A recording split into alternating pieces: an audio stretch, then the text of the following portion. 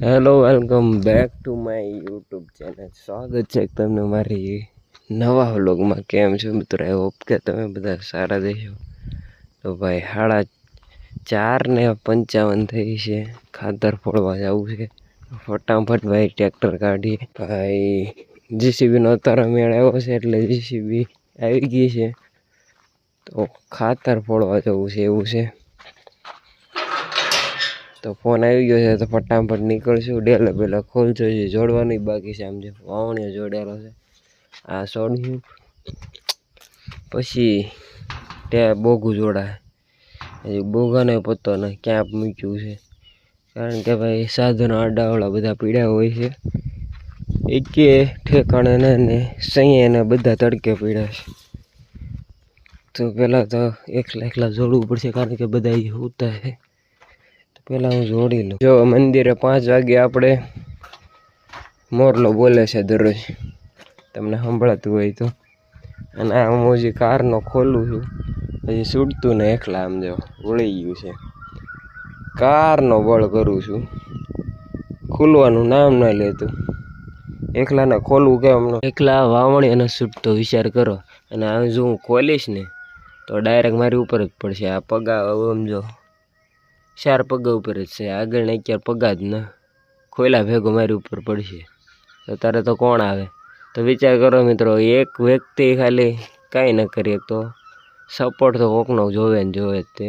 તો એમાંય તમારો ભાઈ એકલો યુટ્યુબ ચલાવે છે કોઈના સપોર્ટ વગર. તો વિચાર કરો હું તો કેમ કરતો છે બધું. ઠીક છે, બધું હાલ્યા રાખે છે ને. લાકડાના પાયાની જેમ જો તમારા ભાઈ સપોર્ટની ફૂલ જરૂર છે. તમારો બધાનો સપોર્ટ મળશે ને તો આ રીતના કાંઈક હું ઊભો રહી શકી. બાકી મારું કંઈ અસ્તિત્વ નથી યુટ્યુબમાં. એટલે તમારા ભાઈને સપોર્ટ કરવાનું ભૂલતા નહીં ભાઈ. મહેનત કરું છું તો થોડોક સપોર્ટ કરો. જીસીબી આવી ગઈ છે જો સવારમાં. હો ભાઈ, કોને ખબર કેમ અત્યારે પ્લાન બનાવ્યો છે. અને હજી તમારો ભાઈ છે ઘરે જ છે સમજો.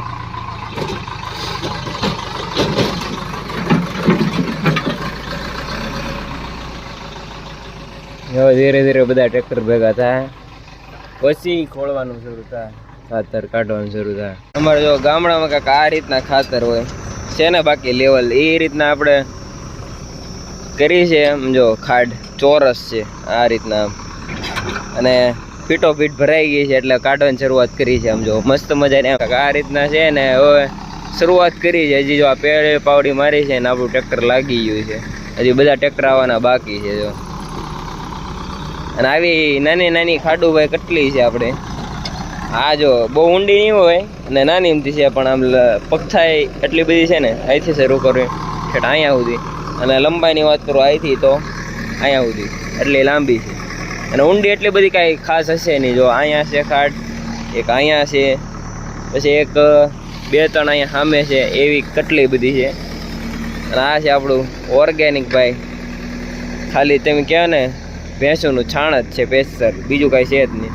એટલે આ બધા કરતાં ખાતર મોંઘું હોય. તમે જે જોયું છે અથવા તો લીધું છે, આની જેવું ન મળે. આ અમી કરવી છે એને કરતાં ભાઈ અલગ કરે છે. ને આ અમીરભાઈનું ખાતર એવું છે ને કે ખાલી આમાં પોદળા જ તે, એટલે કે આપણે ભેંસનું છાણ જ નાખવાનું. બાકી બીજું બધું રાડાની વસ્તુ અહીં જો અલગ નાખવાનું. એટલે બધાનું અલગ અલગ હોય, બધા અલગ અલગ કરતા હોય.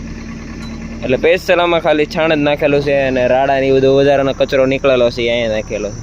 એના પછી આ કાઢવાનું છે, એના પછી ભાઈ અહીંયા છે એ કાઢવાનું, એના પછી સામે છે, એમ બધું કાઢવાનું છે.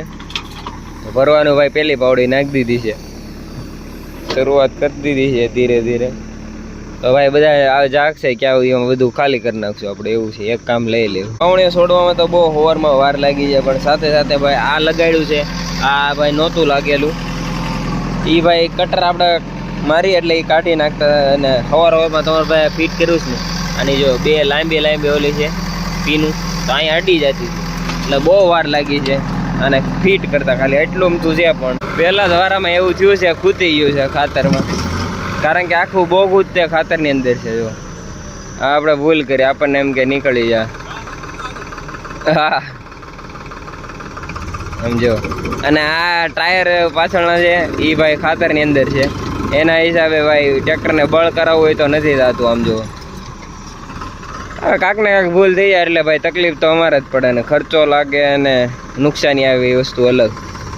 જો અને પાછું ક્રોસમાં છે, એક ટાયર ખાતરની ખાડમાં છે ને એક ટાયર ધૂળમાં છે, અને ધૂળ પાછી બોલી કડક નથી. અને આ બધા ચારે ચાર ટાયર બોગા જો ખાતરની અંદર ખૂતી ગયા છે, અને આખું ભરી લીધું છે, થોડુંક બાકી છે. જો એટલું ભાગ આ ટ્રેક્ટરમાં છે એવું સારું, ઝાડ બહુ થાય, આગળથી ઊંચું બહુ થાય. એવું નથી ખેંચતું ને, ખેંચી તો લે જ તે. સવાર પડી ગઈ છે મસ્ત મજાની. આમ જો નજારો કાંક આ રીતના છે ભાઈ. જીસીબી લાગી ગયું છે, ભરવાની શરૂઆત કરી દીધી છે, થોડુંક ભરી દીધું છે ને થોડુંક બાકી છે. હજી તો આ સેટ જ કરે છે કે ક્યાં ટ્રેક્ટરને ઊભું રાખવું. કૂતાડીને બેહાવી ઘડીએ ઘડીએ એટલે ખબર ન પડતી ક્યાં રાખવું છે. હું આ બધું પેલા મેળવી લેવા દઈએ પછી આપણે આંકી, એટલે પેલા એને બધું ખબર પડી જાય કે ક્યાં રાખવું ને કેમ નાખવું ને શું કરવું ને બધો પ્લાન મળી જાય. કારણ કે હજી પેલું જ બોગું છે. પેલા જીસીબીને બાજુમાં લગાવ્યું છે, હવે થોડુંક ટ્રેક્ટર બહાર કાઢી લીધું છે એટલે ખૂતે નહીં, એમ સીધું ભરીને બહાર નીકળી જ જવાનું. ભાભા આવી ગયા છે સવારમાં. જો ચા લઈને હરભીમભાઈના પપ્પા, અને આ છે હરભીમભાઈ. એને ઘણીવાર મેં વ્લોગમાં લીધા છે, તેમ જોઈ આવી તો. અને સ્વભાવ બહુ સારો છે ભાઈ, એટલે એની યાર નકરી મજા જ આવે. અને વાડી છે બહુ આખી એટલે વાર લાગશે એક ફેરામાં. ના આ તમને દેખાય એ બધું ચરણ છે સરકારનું. આમાં ભાઈ ભેહું બધા ચારતા હોય. ચોમાસામાં હું તમને બતાવીશ. આ પંખો જોવો તમે ખાલી અંદરથી તોડી નહીં ગયો, કઈ રીતના તોડ્યો કોને ખબર. આમ જો એક પાકડા તૂટલા છે. આની પહેલાંનો વ્લોગ જોયો છે તો આપણે ગાળ કાઢ્યો તો એમાં મેં તમને બતાવેલું છે કે આ ગેર સિસ્ટમ જો દોરીથી બાંધેલી છે અને વાળા બાંધેલા છે. તેને બાકી જુગાડ. સવારમાં ભાઈ બે કાંડ થઈ ગયા છે, બે નુકસાન થઈ ગયા છે. પેલું તો ભાઈ આ નવી પાઇપ તૂટી ગઈ છે. આની પહેલાં આપણે ત્યારે કવાનો ગાળ કાઢ્યો તો રસ્તો બનાવ્યો એવું કાંક ટાઇટલ છે ભાઈ. એમાં આપણે આ નવી નાખી હતી, તમે જોઈ લેજો.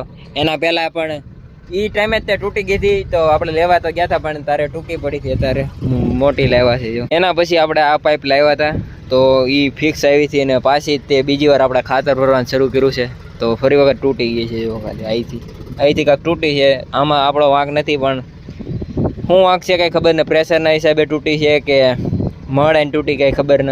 અને બહુ આપણે આનું યુઝ ન કર્યો ભાઈ. ક્યારેક જ તે આવું કાંઈક ખાતર ને એવું હોય તો ભાઈ ભરવી, બાકી ટ્રોલીનો એટલો ભાઈ ઇસ્તેમાલ નથી કરતા આપણે. ટ્રેક્ટરનો પણ વાડીમાં જ હાલે છે, બાકી ક્યાંય હાલતું ન. એના હિસાબે ભાઈ તૂટી ગઈ છે તો હવે લેવા ગયા છે. આવે પછી લાગશે ને ભાઈ પછી ભરાય. આ એક ટ્રોલી તો આપણે માઇન કેમે કરીને ખાલી કર્યું હાથથી, એટલે બહુ વાર લાગી છે. અને સાથે સાથે એની પહેલાં ભાઈ આપણે આમાં છે ને ઠાઠિયું ફીટ કર્યું હતું, એમાં ભાઈ ભૂલ ખાઈ ગઈ. આપણે આમાં પીનું નાખી હતી તો ભાઈ ફૂલ ભરાઈ ગયું હતું, એટલે એનો બધો બળ અને પ્રેશર આવ્યું હતું ખાતરનું. એના હિસાબે ભાઈ ઠાઠિયું નહોતું ખુલતું, એટલે એ એક ભૂલ કરીને પછી ભાઈ એવું કર્યું હતું. અહીંથી બોલ્ટ બધા ખોલી નાખ્યા હતા ત્યારે ઠાઠિયું નીકળ્યું છે. એમાંય તે ભાઈ કેટલી બધી ઘડી બળ કરવા પછી અહીંથી પીનું નીકળતી જ નહોતી. અહીંથી તો ખોલી નાખ્યું હતું. આપણને એમ કે અહીંથી ખુલી જાય પછી નીકળી જાય, પણ અહીંથી નીકળવાનું નામ નહોતું લેતું. અને અહીંયા ભાઈ એટલું હજળ થઈ ગયું હતું ને મારીને કાઢતા હતા, પણ છેલ્લે જરીક બોલ્ટ બાકી હતો એ નહોતો નીકળતો. એવું થયું હતું, બહુ વાર લાગી છે. અને વાગી ગયા છે કાંક 8 વાગવા આવ્યો. વિચાર કરો ખાલી 2 ટ્રોલી આપણે ખાલી થઈ છે, અને બહુ આઘું પણ નથી તોય તે.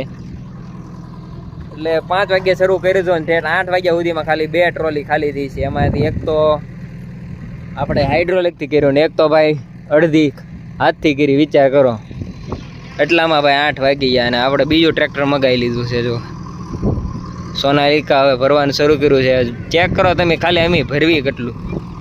આવું કોઈ એટલું બધું કોઈ નહીં ભરતું. એમ જો એટલું ભર્યું છે ને કાંઈ વાત પૂછો. આખું ટ્રોલું ભરી દીધું છે. એમ જો અને દબીને ભરવી છે. એના હિસાબે ભાઈ પાઇપો નબળી આવે છે, પહેલાં જેવી સારી નથી આવતી, એટલે તૂટી જાય છે ભર્યો. કારણ કે લોડ વધી જાય એટલે એટલી બધી પાઇપ બળ ન કરી શકે. એના હિસાબે સવારનું કાંઈ ખાધું નહીં ભાઈ. ટાઈમ થઈ ગયો છે કાંઈક 10 વાગી ગયા છે, અને આપણી પાઇપ આવી ગઈ છે તૂટી ગઈ હતી, લઈ આવ્યા છે. જો કાં તળાજા ગયા છે, કાં રાજપરા ગયા છે, અથવા તો ભાવનગર ગયા છે. કારણ કે ભાઈ એટલામાં કંઈ મળતું ના, કારણ કે ગામડું છે ભાઈ.